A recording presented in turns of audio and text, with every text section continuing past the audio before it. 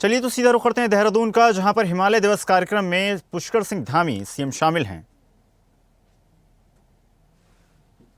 बड़े बुजुर्ग, माताएं, बहनें, सभी मेरे युवा छात्र छात्राएं, मीडिया के सभी मित्र, मैं इस कार्यक्रम में उपस्थित सभी हिमालय प्रेमियों को, पर्यावरणविदों को और विभिन्न संस्थानों के प्रतिनिधियों का यहाँ आने के लिए और इस कार्यक्रम में सहभागिता करने के लिए राज्य के मुख्य सेवक के रूप में आप सभी का हृदय से स्वागत करता हूं, आप सबका अभिनंदन करता हूं।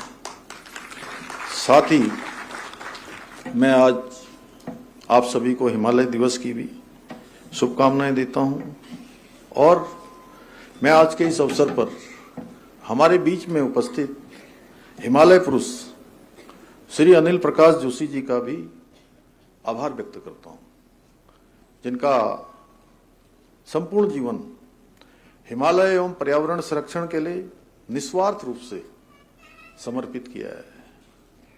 सच में जब कभी भी आप मुझे मिलते हैं तो मुझे बहुत प्रेरणा मिलती है, आपसे हमेशा प्रोत्साहन मिलता है और प्रकृति को मानने की बात जो उन्होंने अभी हम सबके समक्ष कही, वो बार बार इसका स्मरण मुझे कराते हैं।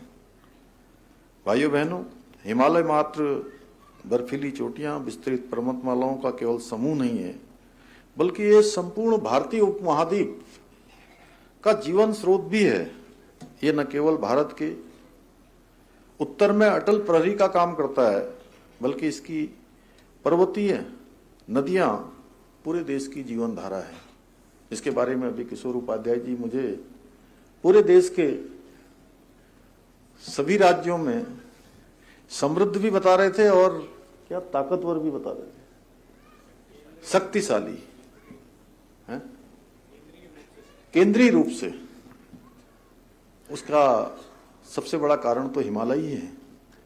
सबसे बड़ा हमारा 70% से अधिक भूभाग जो वनों से आच्छादित है, नदियों से आच्छादित है, हिम ग्लेशियरों से आच्छादित है और देवों की कृपा से भी आच्छादित है।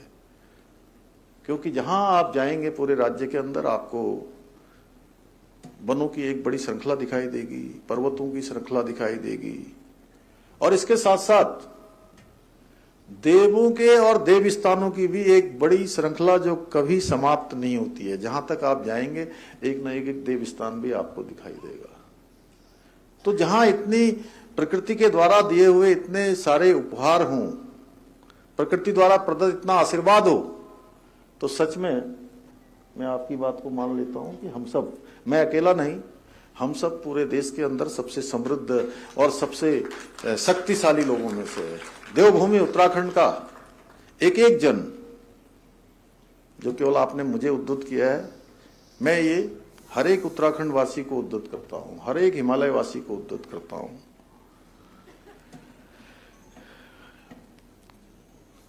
जहां हिमालय और इसकी पर्वत श्रृंखलाएं केवल एक भौगोलिक संरचना नहीं है, बल्कि हमारी संस्कृति, परंपरा, आध्यात्मिक चेतना की अनमोल धरोहर भी है।